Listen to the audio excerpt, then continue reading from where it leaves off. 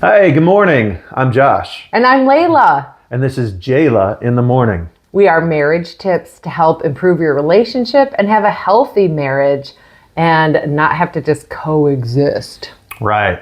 So this morning we're going to talk about to know me is not to know me. Ooh, what is that?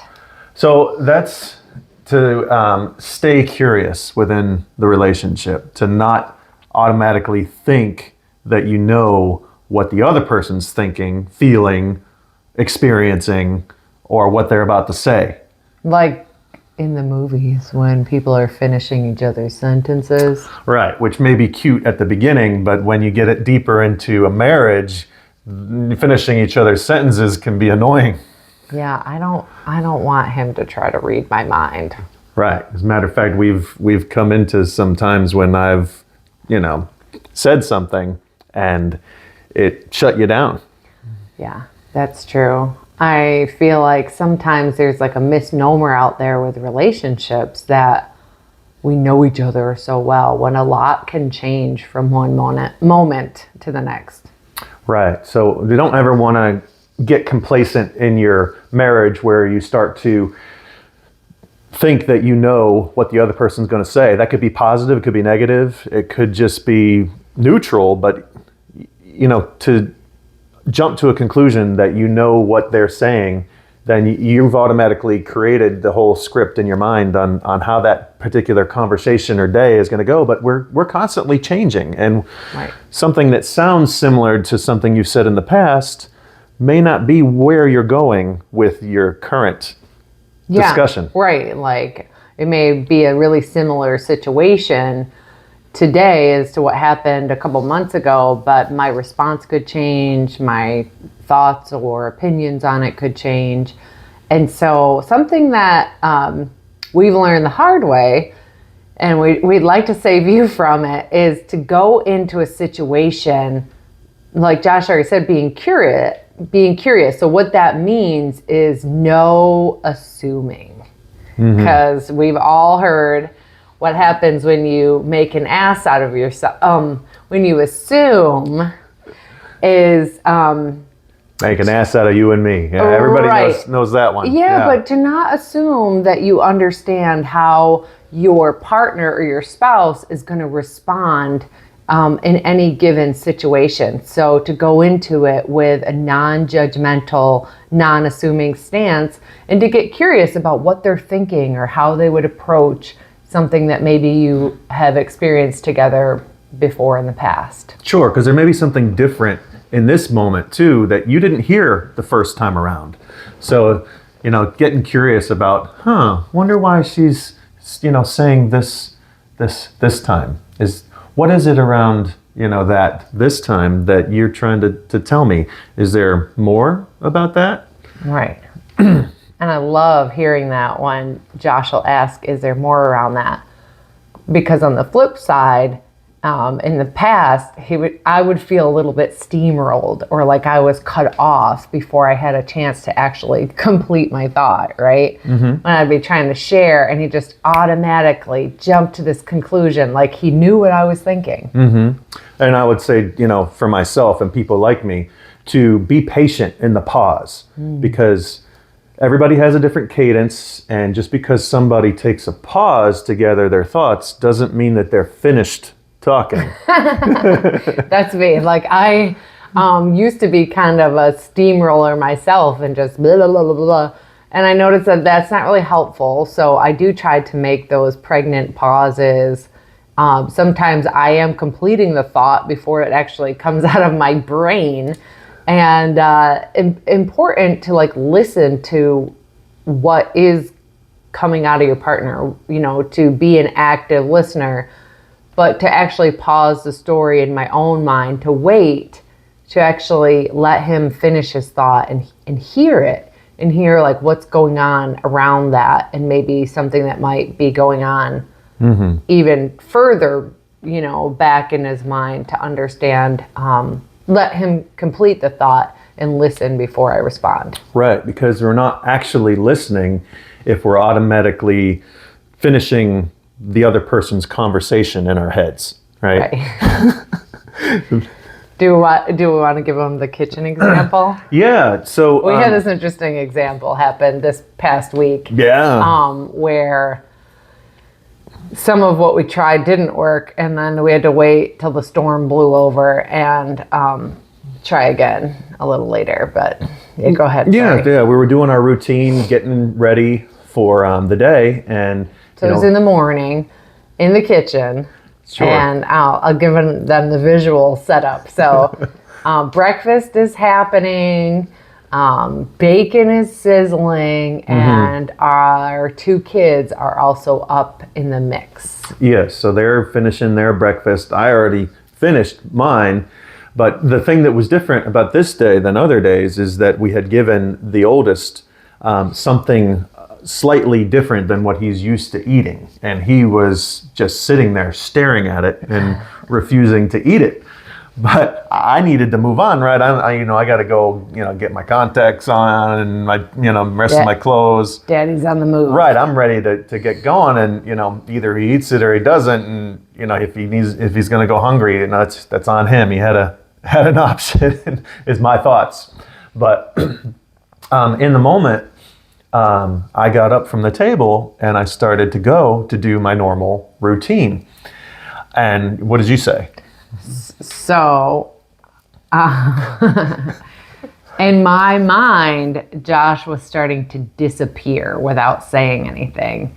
And because I'm the bonus mom to these 2 wonderful kids, and we had this food change per the child's request, who's 10. It doesn't quite cook for themselves yet. I was a little afraid, and I don't remember what I said. You said something to the effect of, like, where are you going? What are you doing? Just disappearing, or something like that, right? And right. Where? I got a little snappy, Right. Where? I said, well, what do you want me to do? Well,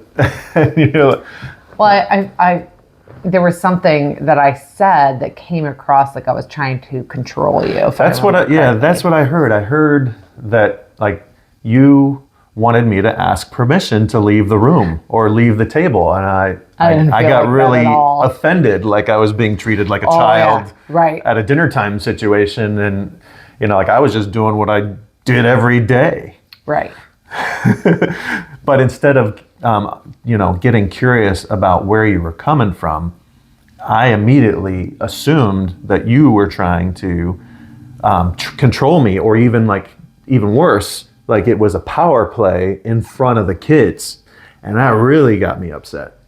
And that was not my intent at all, really. I was afraid that for a number of reasons, but I really needed Josh's support, because sometimes I don't know how to navigate these new situations, like the kid just staring at the food. I don't know exactly what to say, not being a natural born mama. And I was a little bit afraid that they were going to be hungry. I wanted to make sure they felt cared for. And I was just feeling like I lost support from Josh, and we were polarizing, not intending to, even though he was just going into his routine stuff that normally on any other day it wouldn't have been a big deal, except for the food change for the kiddos. Yeah. So we didn't figure that out until a day later, what actually happened. And we had to ruminate on that for, the whole night. And it kind of really derailed, our relationship in that moment, just assuming. And, I think we both could have handled it better. We both of us had an opportunity to, rather than just blurt out whatever words came to our head at the moment, we could have gotten curious about the other and why the other was acting differently than we normally act, right? Well, and I wasn't, we attempted to stay, to have conversation throughout the day around this particular blow up, because I started to feel Josh getting defensive and getting angry, and his tone was raising, like, don't tell me what to do. And I'm thinking, I don't want to tell you what to do. But truthfully, I was coming across as, I I don't know, like undermining or disrespecting when I was just really feeling scared. And when we were able to feel safe to have a conversation around it again, to know him was not to know him, to try to figure out why he was getting mad, but wait until we were in a calm state where we could volley and have a dialogue with each other. And we both, I think, were able to unearth or figure out that I was just really panicking. I was a little scared about not being able to know what to do with the kids. Yeah, and once I heard that, like I calmed down completely, like all your defenses. Because I had been, still upset about it the next day, Right.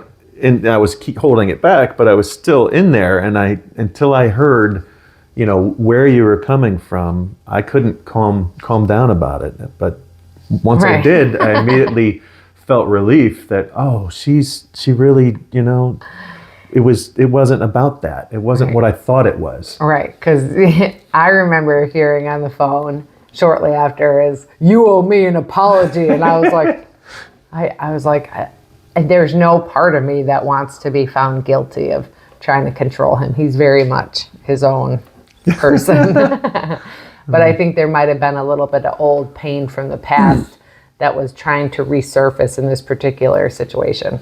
Yeah, absolutely. So, the moral of the story is to know me, to know her, is to not know her. And to be curious, Yes. like little kids on the playground that are just like, "Hey, what's going on? What happened? Yeah. What's up with that?" Right. And to not be projecting anything that I think is going on with him, but to just wait and listen. Mm-hmm. To see that moment when I get, whoa, this is different. This is what's going on here. To use that moment as an opportunity for me to get curious and say, "Hey, something's not right here. What's going on?" And to really get to the root of the matter rather than just the words that were said. Yeah. We both like visibly relaxed after that, and we're like, "Whew, okay." And those genuine apologies did flow back and forth of like, "Ooh, we didn't mean to hurt each other," but our ability to listen, when we had to get kids out the door and all that, we had very short time, but we did have a commitment that we were going to work through it later on, no matter what it took. Yes, and I really love that about your text that day too, when you said, we'll work it out later. You gave me assurance that it was going to be okay, that we would talk it out, and you weren't ready to talk about it at that moment, but you gave me a time that you would be ready to talk about it, and that allowed me to go on with my day, just knowing that things were okay between us. We just had to have a discussion later. Well, that's a really good point too. I think too often couples ignore a little tiff like that and just try to, brush it under the rug or just act like it doesn't matter. But those little rubs, like that stupid little thing of him just going to brush his teeth in the morning, like it wasn't that big of a deal. Like who cares? He's got to get ready for work. But when those things get suppressed or we try to ignore them, then they will manifest later on in a fight, in a bigger fight, or, days or weeks down the road, those get suppressed and they're going to have to be processed. Right. So I just encourage you to do it in the same day. For us, we ended up, I think, sleeping on it, but we were committed to making sure that we took time to work through why something I did triggered something in him so that we could get to know each other better. And we ended up bonding through that experience because it was like, oh, that's why, I told him, I think too, I was like, I don't ever want to do that to you again. I'm so sorry. Yeah. I don't want to be someone that belittles, my husband, or especially in front of boys that are, learning how to be men. I don't want to be disrespectful. I love Josh. I mean, he is super, he's worthy of honor and, respect. And I didn't realize that my like little fears in that moment were modeling something that I don't want the kids to pick up. But take that into consideration when you do have like a little bit of a rub, and you might get tempted to just ignore it or not work on it. But I assure you, it's so worth it, because we both experienced physiological relief, emotional relief. We felt better later when we were both like, yeah, because we took time to listen to each other. yeah, absolutely. And the curiosity aspect of it is, I believe, the best way to get to the bottom of where the other person's coming from, to get the resolution, to not let those emotional rubs stack up, to really just process them and get them out of your system and out of your marriage. And we encourage you to get some help too. If it's something that seems like it's dangerous to talk to the other person, then don't be shy with getting a little help from a therapist, have a session or two to process the pain around that one circumstance, because it can unearth more of the root behind things, so that there's a deeper level of healing, so that your marriage can go better in the future. Absolutely. Yeah, and we did talk to a therapist about that particular issue. Yeah, just get more healing on it. Absolutely. Not to beat it to death, but to get relief and to get to know each other better. Yeah. And we got relief. Right. And we talked it through until we could move into a new moment. So, speaking of new moments, want you to stay tuned for the next episode of Jayla in the Morning, as we continue to debunk marriage misconceptions and give you the tools that you need for a healthy marriage. Yeah, so that's it for today. Thanks for tuning in. It's good to see y'all. And remember to like the video, subscribe, and share it with your friends. We also have an email address that you can email jaylainthemorning@gmail.com if you have any topic requests that you want us to cover. So that's it for this morning. Remember, talking can be dangerous, but listening is even better. Till next time. See ya.